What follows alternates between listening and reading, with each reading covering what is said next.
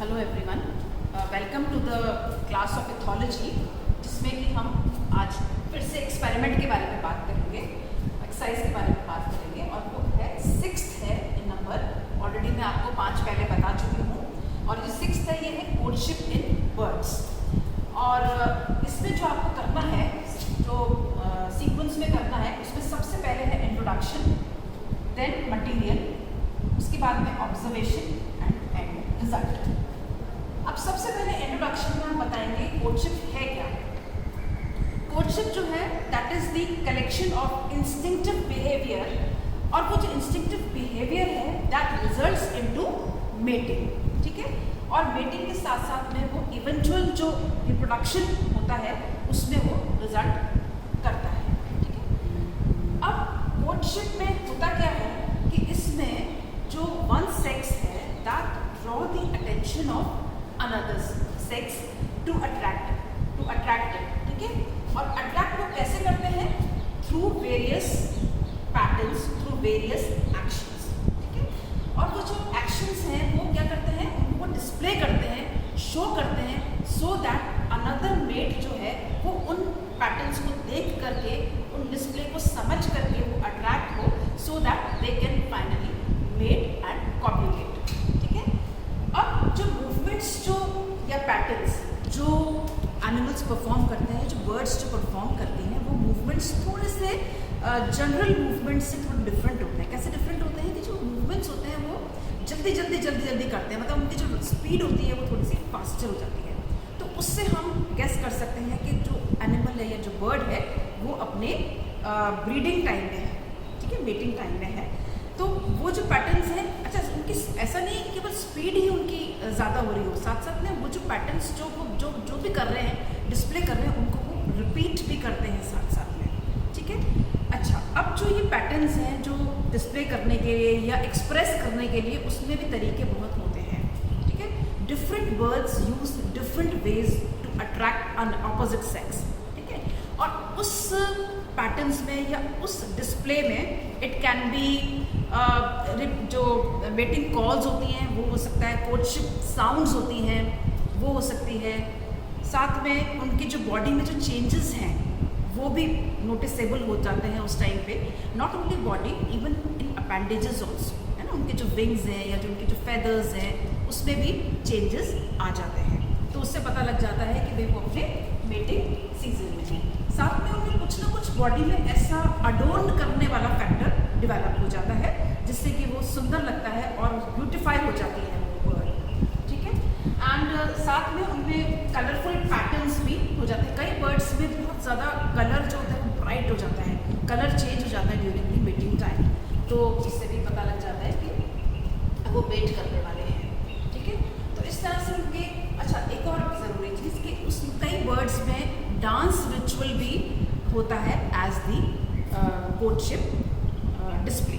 ठीक है, वो अपना डांस भी जो है शो करते हैं, डांस करते हैं। तो इस तरह से जो कोर्टशिप है that is quite important in birds life. ठीक है, almost all birds use the courtship behaviour to in their reproductive system. Now we come to material.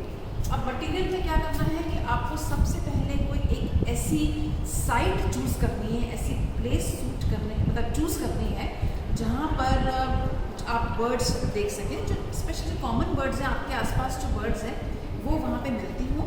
ठीक है, so you have to reach that place, और उस place पे आपको अपना जो ऑब्जर्वेशन जो है उस प्लेस में करनी है। तो वहाँ आप क्या करेंगे, साथ में जब आप एक बार चूज़ कर लेते हैं what is the site, then you have to take paper and pen along with you, and most important is that you have to take your camera there so that you can note all the observations in your camera and in your record book.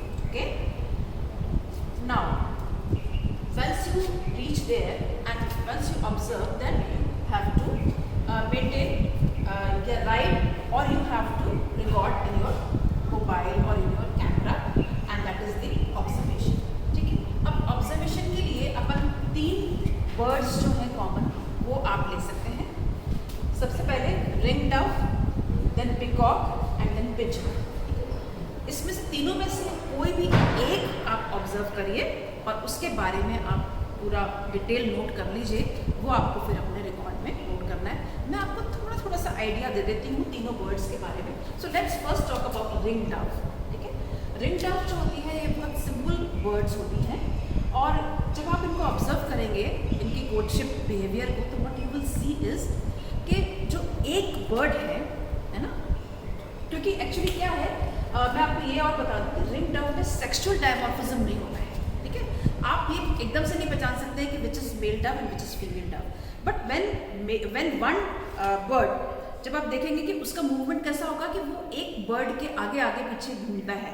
ठीक है, उसके surrounding वो घूमता है, तो that means वो mail है, और फीमेल जो है वो थोड़ा सा शाय फॉर्म में रहती है। ठीक है, और फिर क्या चेंजेस होते हैं कि जो मेटिंग जो पेयर जब बन जाता है तो उनका जो नेक होती है वो थोड़ी सी ब्लोट कर जाती है, नेक फूल जाती है, तो उससे हमको लगता है कि हाँ इनमें मेटिंग होने वाली है। ठीक है, देन दे जो पेयर जो होता है वो मीट करता है, दोनों मिल जाते हैं एंड दे कू टुगेदर। ठीक है, and they roam together and finally they both choose a nest site, और उस नेस्ट साइट में वो दोनों चले जाते हैं, और उसके बाद में फीमेल एग ले करती है, कॉपुलेशन होता है, एग ले करते हैं एंड हैच करती हैं बर्ड्स बड़ी होती हैं, and the same cycle is repeated. तो ये तो है रिंग डव के बारे में। ठीक है, then we come to peacock. Peacock को जब आप ऑब्जर्व करेंगे तो आप देखेंगे कि जो एक तो सबसे बड़ी बात क्या है इसमें कि पिकॉक में सेक्सुअल डायमॉर्फिज्म प्रेजेंट होता है। सेक्सुअल डायमॉर्फिज्म मतलब आप पहचान सकते हैं which is the male bird and which is the female bird. तो जो पिकॉक है, पिकॉक को आप अपन कैसे उसको पहचानते हैं, बिकॉज पिकॉक में बहुत सुंदर ब्यूटीफुल टेल फेदर्स होते हैं which are known as train of peacock. ठीक है, तो पिकॉक की जो फेदर्स हैं, जो ट्रेन जो है, that is very important in courtship behaviour. जब वो फीमेल को या पी हैन को देखते हैं ब्रीडिंग सीजन के टाइम पे, तो व्हाट हैपन्स इज कि दे स्टार्ट देयर डिस्प्ले, और उनका जो डिस्प्ले होता है, जो कोर्टशिप डिस्प्ले होता है, वो कैसा होता है कि they open their tail feathers, यानी कि ट्रेन को वो पूरा खोल लेते हैं, और उस ट्रेन के साथ में दे डांस ब्यूटिफुली।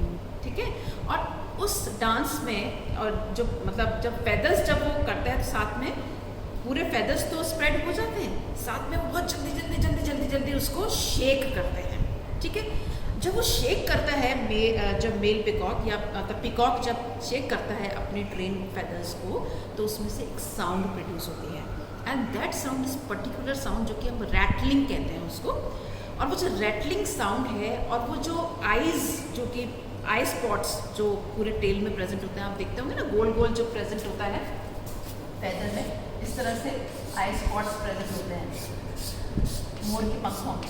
ठीक है, तो ये जो आई स्पॉट्स हैं ये भी कहते हैं कि एक इम्पॉर्टेंट पार्ट प्ले करते हैं, क्योंकि इन आई स्पॉट्स को देख करके जो पी हैन होती है वो अट्रैक्ट होती है। It is said that it is attracted by these I spots also.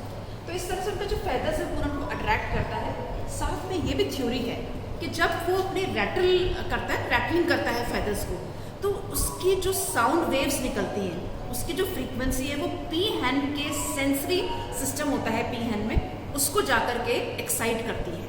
ठीक है, तो वो फ्रीक्वेंसी से जब एक्साइट होती है peahen gets attracted towards the peacock.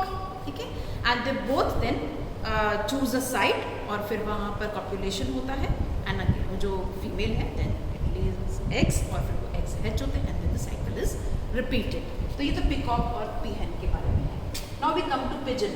Pigeon तो खैर बहुत ही कॉमन है, और ये हमारे आसपास हमारे बिल्डिंग्स में, क्योंकि ये काफ़ी जैसे एक तरह से डोमेस्टिक ही होता है पिजन, है ना। आपके घरों के बाहर भी आपको मिल जाएंगे कि भाई ब्रीडिंग सीजन में आप देखेंगे इनको, इनकी एक्टिविटी आप इजीली नोट कर सकते हैं। तो पिजन में क्या होता है कि pigeons are very affectionate birds.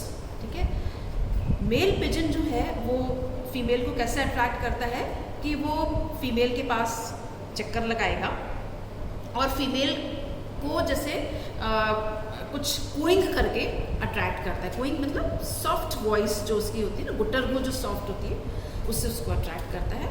और क्या होता है कि मेल जो पिजन होता है उसके जो टेल फेदर्स होते हैं वो ब्यूटीफुली स्प्रेड हो जाते हैं। ठीक है, ब्यूटीफुली स्प्रेड हो जाते हैं और साथ में थोड़ा सा ब्लोट भी करता है वो, उसके जो फेदर्स होते हैं वैसे फेदर्स भी वो भी थोड़े से स्प्रेड हो जाते हैं। एंड जो फीमेल पिजन होती है वो अट्रैक्ट होती है मेल पिजन की तरफ। और साथ में क्या होता है कि जो मेल दोनों जो होते हैं, मेल पिजन भी और फीमेल पिजन भी, वो क्या करते हैं, प्रीनिंग शुरू कर देते हैं अपने बैक पे, बीक से अपनी खुद की बैक पे पहले प्रीनिंग शुरू कर देते हैं। और प्रीनिंग भी थोड़ी सी जल्दी होती है दोनों में, ठीक है। उससे पता लग जाता है कि they are in breeding season और वो मेट करने के लिए they are ready to mate, ठीक है।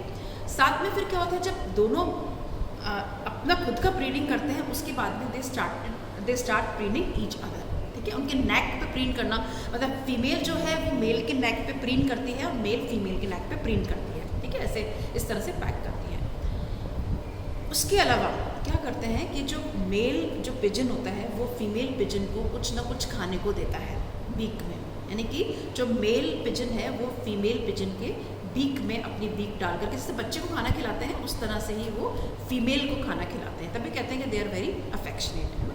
कई लोग इसको पिजन किस के नाम से भी कहते हैं कि जब वो मेल जब फीमेल को खाना खिलाता है, ठीक है। तो इस तरह से देन दे बोथ जो कूइंग करते हैं, है ना, दे प्रीन ईच अदर, दे कू ईच अदर, है ना, साथ में कू करते हैं। एंड वही होता है कि जो फिर उसके बाद में जब दोनों में पेयर बन जाता है तो दे स्टार्ट मीटिंग और उसमें कॉपुलेशन हो जाता है। एंड आफ्टर कॉपुलेशन जो है फीमेल इट फ्लाइज अवे। सो मैंने आपको तीनों का बता दिया है। अब आप तीनों देख लें, आप अगर आपको if you happen to see ring doves तो आप उसका रिकॉर्ड कर लीजिए, पूरी सीक्वेंस रिकॉर्ड करिए कि किस तरह से स्टार्ट हुआ फ्रॉम नंबर 1, जैसे कि मैंने आपको बताया। देन पिकॉक आपको पेयर दिखता है तो आप उनको आप रिकॉर्ड कर सकते हैं, और मैंने आपको पिजन का भी बता दिया है। तो आपको इनको स्टेप वाइज आपको हर चीज़ रिकॉर्ड करनी है। You have to take photographs also, then you have to take video also, ठीक है। दोनों आप ले लें, स्पेशली आप फोटोग्राफ्स ज़रूर लीजिएगा so that you can paste it in your record, okay.